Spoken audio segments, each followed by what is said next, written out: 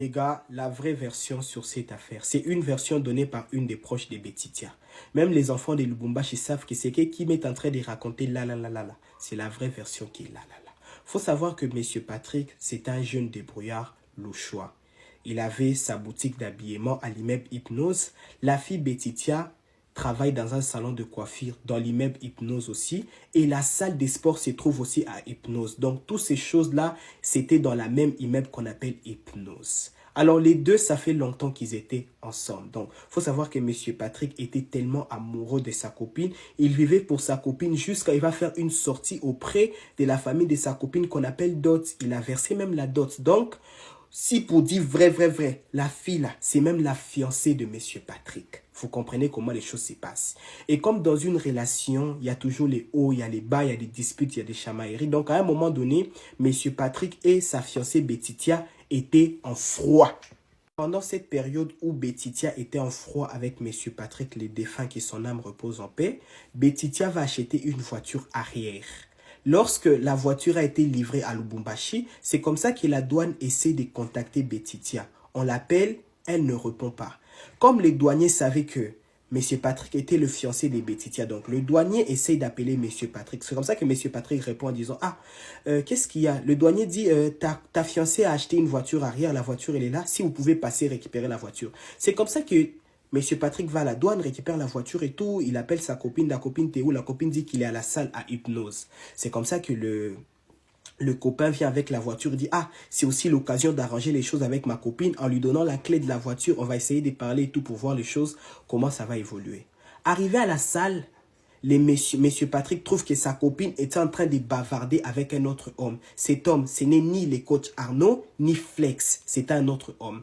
Par jalousie, il a un peu pété les plombs. Mais c'est qui? Tu parles à ma fiancée et tout ce qui va avec. À quel moment tu viens parler à ma copine? D'où vous voyez cette vidéo?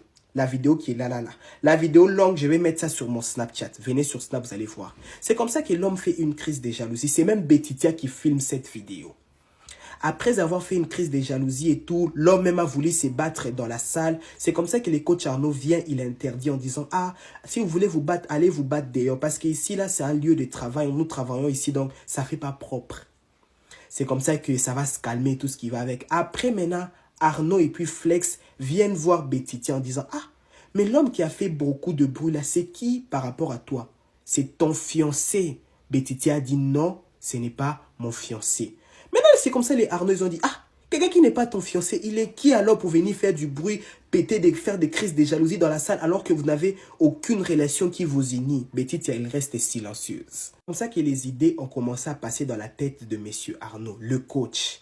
Arnaud s'est dit, ah, c'est lui qui était là. Il a fait des troubles. Ce n'est ni le copain de Betitia, ni son fiancé. Betitia, c'est une belle femme. Elle est célibataire. Pourquoi ne pas créer quelque chose avec elle? Pourquoi ne pas me mettre en couple avec elle? Pourquoi ne pas construire une relation avec elle? C'est comme ça que Arnaud, il a dragué Betitia. Ils se sont passés des numéros et la relation est née.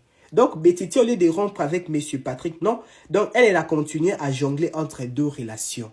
Comme on dit, quand tu vis avec quelqu'un pendant longtemps, là, lorsqu'il y a l'infidélité, la tromperie qui s'installe dans la relation, ça se sent. Comme on dit aussi, rien ne reste caché. On a 9 jours de vol, 1 jour d'attrape. C'est comme ça que M. Patrick a commencé à suspecter les comportements de sa copine. Et il a commencé à espionner un peu sa copine pour voir qu'est-ce qui n'allait pas. Jusqu'au jour où, partie 2 s'il vous plaît. Et puis restez connectés sur mon Snapchat où vous allez voir les vidéos. Partie 2, je vais raconter la partie 2 tout en évitant de rentrer dans les détails. Parce que si je rentre dans les détails jusqu'à la mort, on va faire même 10 ans. Tellement l'histoire, elle est longue.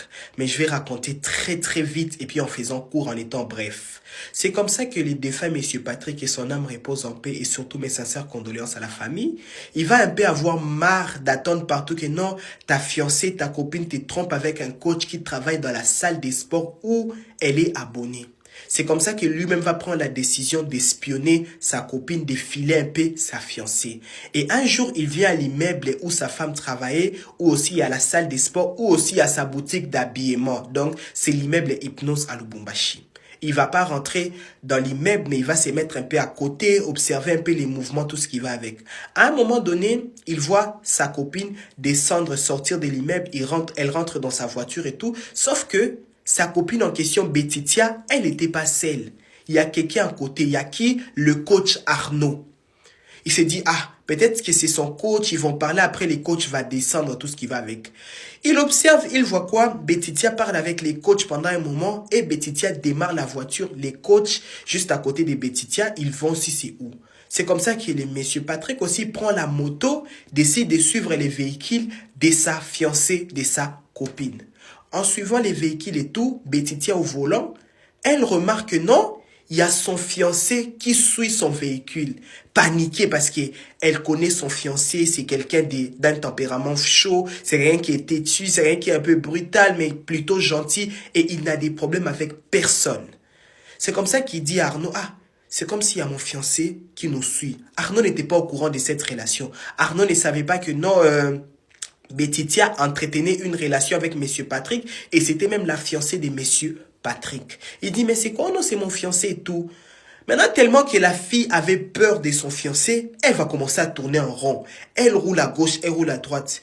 Mais si Arnaud va lui dire, les coachs va lui dire, ah, c'est qu'elle a fait, depuis tu roules, tu ne veux pas me déposer. Si tu as peur, ah, faut aller me déposer chez moi, je vais aller dormir, comme ça tu vas aller finir ton affaire avec ton fiancé. C'est comme ça que Betitia, Arnaud vont rouler vers la maison d'Arnaud. Arrivés à la maison, ils vont tous descendre de la voiture. Mais c'est comme ça que Betitia va dire, ah, non, pardon, faut te calmer, ne vous battez pas, faut pas taper sur Monsieur Patrick et tout ce qui va avec. Essayez de régler ça à l'amiable comme des hommes. C'est comme ça que lui, Arnaud, répond à Betitia en disant ceci, si ton fiancé fait quelque chose qui m'énerve là, en tout cas, je vais taper. Mais s'il ne vient pas me taper en premier, je ne vais pas me battre, je ne vais pas taper sur lui. On va régler ça à l'amiable comme des hommes. En tout cas, là, je vais éviter de rentrer dans les détails. Je sais pourquoi je ne rentre pas dans les détails par respect pour la mémoire de Monsieur Patrick. Il y a eu ce qu'il y a eu. Les deux ont commencé à se battre. C'est comme ça, Flex, un des coachs qui travaille aussi avec Monsieur Arnaud dans la même salle de sport. Et Arnaud et Flex habitent dans la même parcelle. Il va attendre les bruits, il sort. Les deux se lient pour commencer à taper sur Monsieur Patrick. Ils ont tapé, vous voyez, il coule du nez, il a été blessé, il a été vraiment tapé comme un chien. Les vidéos, c'est sur mon Snapchat. C'est comme ça qu'à la fin, il n'en pouvait plus. Il était tellement fatigué, il appelle la police. La police arrive, mais c'était déjà trop tard. Arnaud et Flex... La police a voulu arrêter Betitia, mais Betitia a sorti $20 pour donner à la police. C'est comme ça que l'affaire s'est finie. Betitia retourne chez elle pour aller dormir. Patrick aussi retourne chez lui pour aller dormir. Mais Betitia est arrivée chez elle avec les coups et blessures, les coups qu'on avait donnés à Monsieur Patrick à la tête. En fait, tout ça, ça révélé pendant la nuit. Elle savait que Monsieur Patrick n'allait pas bien. Les matins, elle prend sa voiture, elle démarre, elle vient chez Monsieur Patrick. Elle prend Monsieur Patrick pour le ramener à l'hôpital Diamant. Arrivé à l'hôpital, les deux femmes, Monsieur Patrick, passent les scanners. On remarque qu'il y a eu une hémorragie au niveau de la tête. Les sangs s'est coagulé. On dirait 2 boules de sang dans la tête.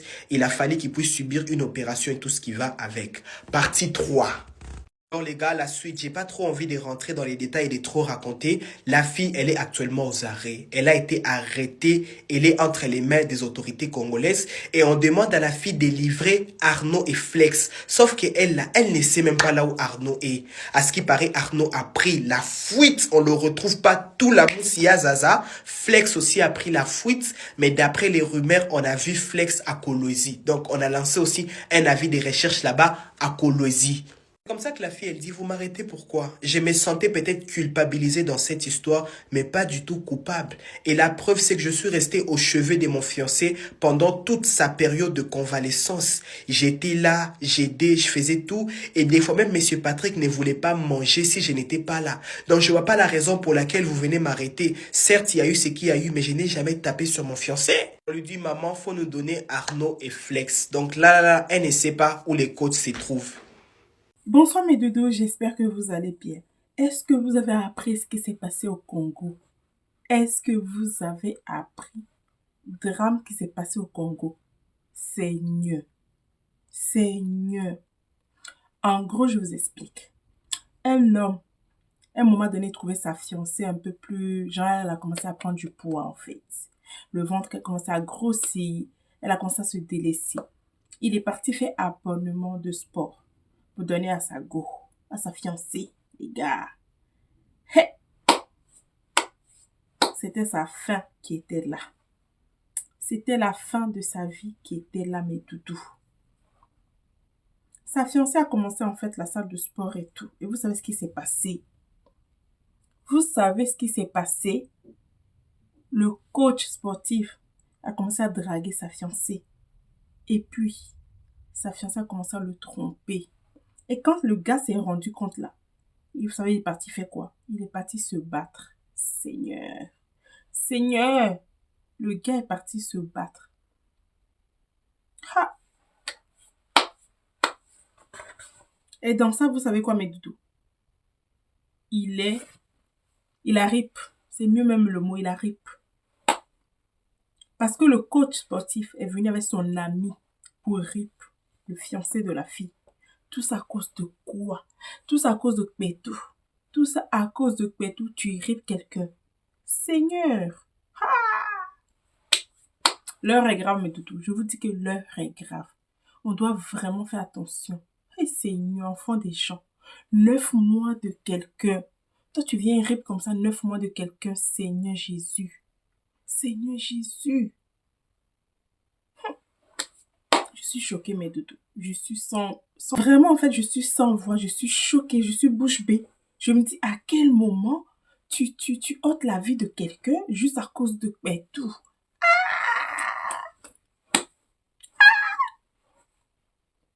Mais attends.